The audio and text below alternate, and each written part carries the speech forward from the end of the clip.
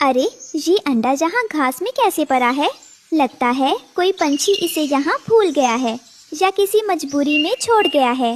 बेचारा कितना ठंडा पड़ गया है। अगर इसे गर्मी नहीं मिली तो ये मर जाएगा। गौरी, ये किसका अंडा उठा लाई? हमें नहीं पता ये किसका है। इसे वापस वहीं रखाओ, मुसीबत मोल मत लो। नहीं कालू जी, एक माँ का दिल ये कैसे देख सकता है। मैं इसे पालूंगी। क्या पता भगवान ने मेरी सूनी गोद भरने के लिए ही इसे भेजा हो। गौरी अंडे को अंदर ले आई, पर उसकी सास विमला ये देखकर आग बबूला हो गई। गौरी, ये क्या पागलपन है? पराया अंडा घर में लाएगी तो अनाथ हो जाएगा। शिकारी अंडे की खुशबू सूंघते हुए यहाँ आ जाएंगे। कालू, इसे अभी बाहर फेंक कर आ। माँ जी, ऐसा मत कहिए। एक नन्ही जान का सवाल है। मैं वादा करती हूँ इसकी पूरी जिम्मेदारी मेरी होगी। आप बस एक बार मुझे इसे पालने की इजाजत दे दीजिए। कुछ दिनों की ममता और गर्मी के बाद अंडे से एक प्यारा सा बच्चा निकला, जिसका नाम गौरी ने जग्गू रखा। देखो माँ जी, कितना सुंदर बच्चा है। इसकी आंखें कितनी मासूम हैं। आज से मैं इसकी माँ हूँ। पाल ले, पर याद रखना, खून आखिर खून होता है, पराया कभी अपना नहीं होता। देखते हैं आगे क्या होता। वक्त बीता और एक दिन गौरी ने 7 अंडे दिए। पूरे घर में खुशियाँ छा गईं। गौरी, बधाई हो। अब हमारे अपने 7 बच्चे होंगे। जग्गू को अब 7 भाई बहन मिलेंगे। अब आया ऊंट पहाड़ के नीचे। अब होंगे मेरे अपने पोते पोतियाँ। गौरी, अब तू इन 7 का ख्याल रख। इस जग्गू को अब खुद अपना दाना ढूंढना सीखना चाहिए। गौरी के 7 बच्चे अब बाहर आ गए थे। दादी विमला 7 बच्चों को तो प्यार करती, पर जग्गू को दुत्कारती रहती। सोनू मोनू, ये लो ताजा पनीर के टुकड़े। और जग्गू, तू वहाँ क्यों खड़ा है? जा जाकर कहीं से सूखी रोटी ढूंढ। मेरे असली पोतों का हक मत मार। दादी, मैंने क्या गलती की? मैं भी तो आपका ही पोता हूँ ना। चुप कर, तू हमारा कोई नहीं है। तू बस एक लावारिस अंडा था। गौरी ने जब ये सुना तो उसे बहुत दुख हुआ और वो जग्गू के पास जाकर खड़ी हो गई।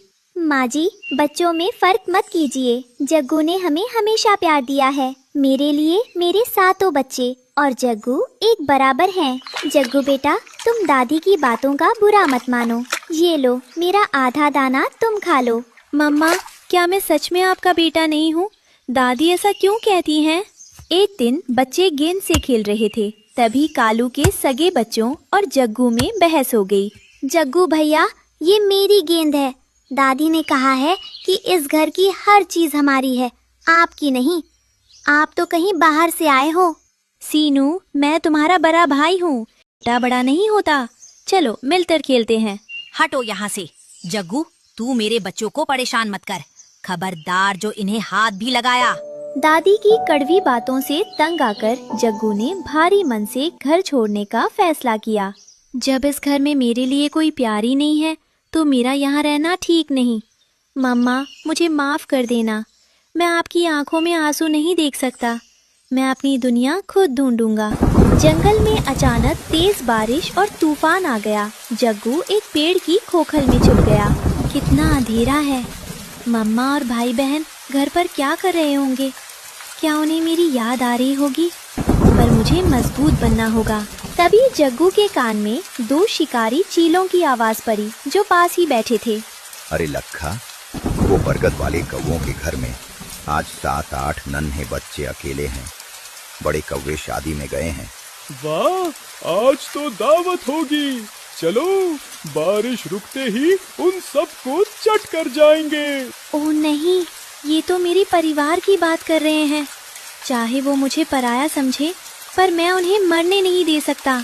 जग्गू अपनी जान की परवाह किए बिना तेज तूफान में उड़कर अपने घर पहुंचा। दादी, दरवाजा खोलिए, जल्दी कीजिए, शिकारी आ रहे हैं। सोनू, मोनू, सब खिड़कियां साथ बंद कर लो। तो फिर आ गया। हमें तेरी मदद की जरूरत नहीं है। जा यहाँ से। तभी दोनों शिकारी चीलें घर पर टूट पड़ी। विमला डर के मारे कौंपने लगी। खोलो दरवाजा, आज कोई नहीं बचेगा। दादी, पीछे हटिए। बच्चों, रसोई से लाल मिर्च का डिब्बा लाओ, जल्दी। जैसे ही चील ने अंदर घुसने की कोशिश की, जग्गू ने डंडे से उस पर हमला किया और उसकी आंखों में लाल मिर्च डाल दी। मेरी आंखें। बचाओ, ये बच्चा तो बहुत खतरनाक है। भागो यहाँ से लट्ठा। जग्गू, तुमने अपनी जान दांव पर लगाकर हमें बचा लिया। मैं कितनी गलत थी। गोरी और कालू वापस आए तो देखा कि दादी जग्गू को गले लगाकर रो रही हैं। ये क्या हो रहा है? सब ठीक तो है ना? गोरी, मुझे माफ कर दे। आज इस पराये ने ही हमारे सगे बच्चों की जान बचाई है। जग्गू हमारा पराया नहीं, इस घर का सबसे बहादुर बेटा है। अब घर में कोई भेदभाव नहीं था। जग्गू अपने सातों भाई बहनों के साथ खुशी खुशी रहने लगा। जग्गू भैया जिंदाबाद। जग्गू की बहादुरी के बाद अब वो घर का लाडला बन गया था। सातों भाई बहन उसे अपना हीरो मानते थे। पर एक सुबह जंगल में एक अजनबी तोता आया। सुनो जंगल के वासियों, पर्वत के पीछे एक सुनहरा झरना मिला है। जो भी वहाँ का पानी पिएगा उसके पंख सोने के हो जाएंगे और वो कभी बूढ़ा नहीं होगा। सोने के पंख? अगर मेरे सातों पोते सोने के हो गए तो हम जंगल के सबसे अमीर पक्षी बन जाएंगे। तालू, हमें वहाँ जाना ही होगा। जहाँ पूरा परिवार उत्साहित था, वहीं जग्गू को कुछ गड़बड़ लग रही थी।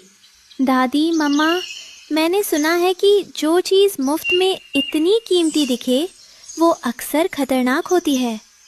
हमें अपनी मेहनत पर भरोसा करना चाहिए, जादुई पानी पर नहीं। जग्गू भैया, आप तो डरपोक हो गए। आप नहीं चलना चाहते तो मत चलिए, हम तो सोने के पंख लेकर ही आएंगे।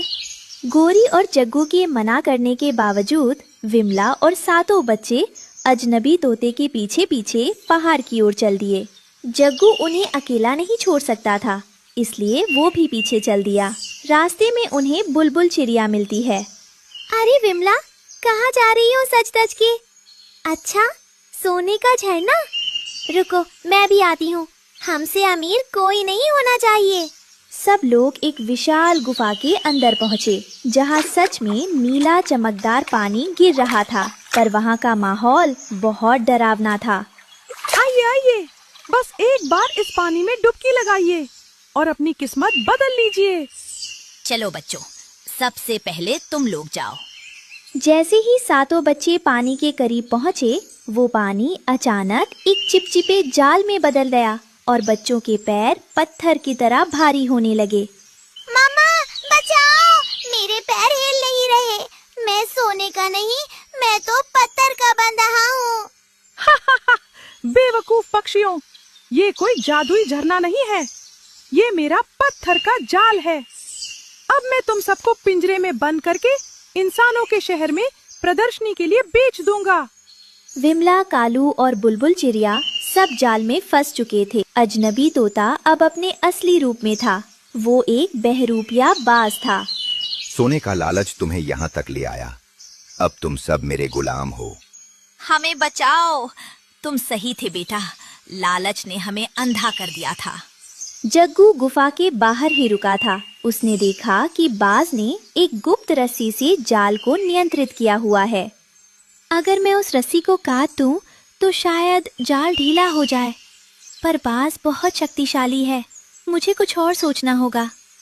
ओ बाज राजा, रुको, मेरे पास इससे भी बड़ा खजाना है। देखो मेरी चोंच में क्या है। जग्गू ने अपनी चोंच में एक चमकता हुआ कांच का टुकड़ा पकड़ा हुआ था, जिसे उसने धूप में चमकाया। ओ बाज राजा, रुको, मेरे पास इससे भी बड़ा खजाना है। देखो मेरी चोंच में क्या है। जग्गू ने अपनी चोंच में एक चमकता हुआ कांच का टुकड़ा पकड़ा हुआ था, जिसे उसने धूप में चमकाया। ये क्या है? क्या ये हीरा है?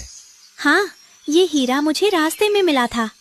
अगर आप मेरे परिवार को छोड़ दें तो मैं आपको वो जगह बता दूंगा जहाँ ऐसे हजारों हीरे पड़े हैं।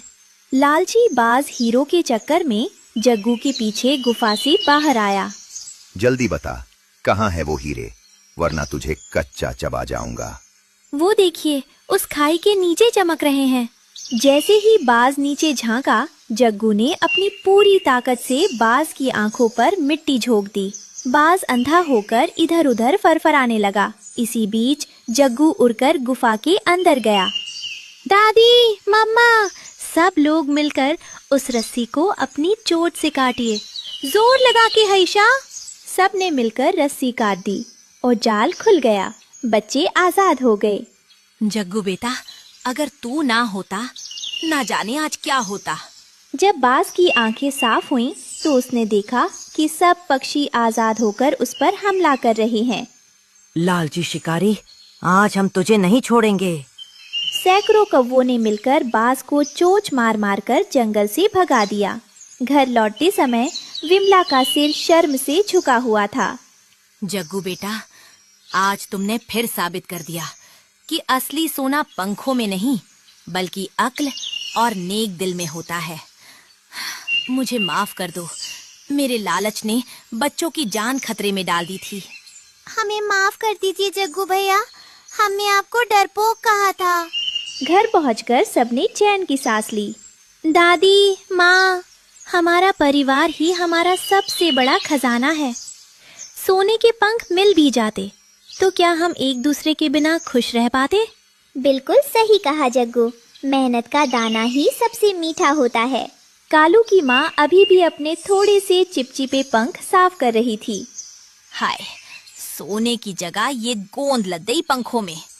कालू, अब मैं बाजार कैसे जाऊंगी? सब मेरा मजाक उड़ाएंगे। अरे माँ, अब चुप भी करो। शुक्र मनाओ कि जग्गू था, वरना आज ये सब बाजार में बिक रहे होते। जग्गू और उसके 7 भाई बहनों की एकता अब पूरे जंगल के लिए एक मिसाल बन गई थी। अरे बिटिया की कसम, नेकी ही असली मरहम। याद रखना बच्चों, लालच का अंत हमेशा बुरा होता है और एकता में ही असली जीत है।